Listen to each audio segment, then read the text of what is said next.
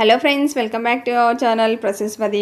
ఈరోజు అయితే మిల్లెట్స్ పిజ్జాని చూపించబోతున్నాను. దానికి ముందుగా నేనైతే మిల్లెట్స్తోని దోశ పిండి బ్యాటర్ టైప్ చేసి పెట్టుకున్నాను అనమాట. సో సేమ్ కొంచెం మినపప్పు మిల్లెట్స్ వేసి ముందు రోజు నేను బ్యాటర్ చేసి పెట్టుకున్నాను. యాక్చువల్గా దోశలకని చేశాను, తర్వాత ఇది కూడా చేస్తే బాగుంటుందని చెప్పేసి ఇలా చేశాను అనమాట. సో డైరెక్ట్గా ప్యాన్లో అయితే నెయ్యి వేసేసుకొని దానిలో మనం కొంచెం థిక్ బ్యాటర్ ఉండాలి పిజ్జా చేసుకోవడానికి.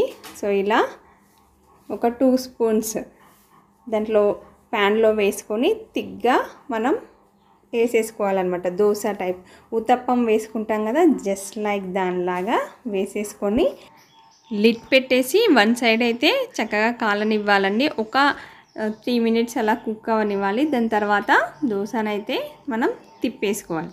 సో ఇలా తిప్పేసుకున్న తర్వాత మనం పిజ్జా పైన ఏమైతే ఇంగ్రీడియంట్స్ పెట్టుకుంటామో అవన్నీ కూడా యాజ్ యువర్ విష్ ఏం పెట్టుకోవాలనుకుంటే అవన్నీ. సో నేనైతే సన్నగా తరిగినటువంటి tomato, capsicum, onion, sweet corn, spring onion and carrot ఇవన్నీ కూడా నేనైతే పెట్టేశాను.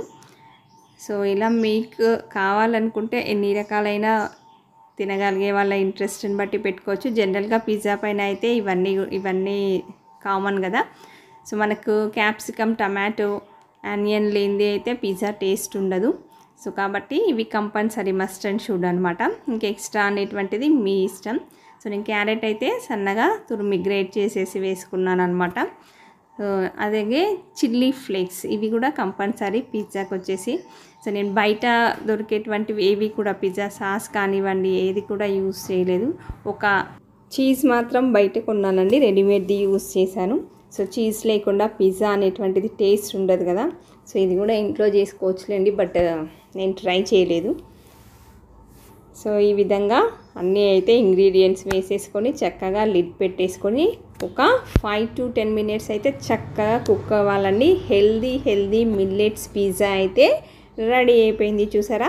సో ఎంత హెల్దీ అయినటువంటి మిల్లెట్స్ పిజ్జా. సో ఒక్కసారి మీరు ట్రై చేసి చూడండి, మళ్ళీ బయట పిజ్జా అనేటువంటిది తినాలనిపించదు మీకు. సూపర్ అంటే సూపర్గా ఉంది millets pizza.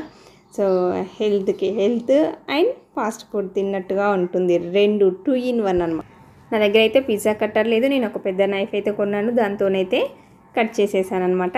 Healthy smoothie millets pizza అయితే రెడీ అయిపోయింది. సో సేమ్ ఇదే విధంగా గోధుమ పిండితో కూడా చేసుకోవచ్చండి. సో ఈ వీడియో కనుక నచ్చినట్లయితే లైక్ చేయండి, షేర్ చేయండి, నా ఛానల్ని తప్పకుండా సబ్స్క్రైబ్ చేసుకోండి.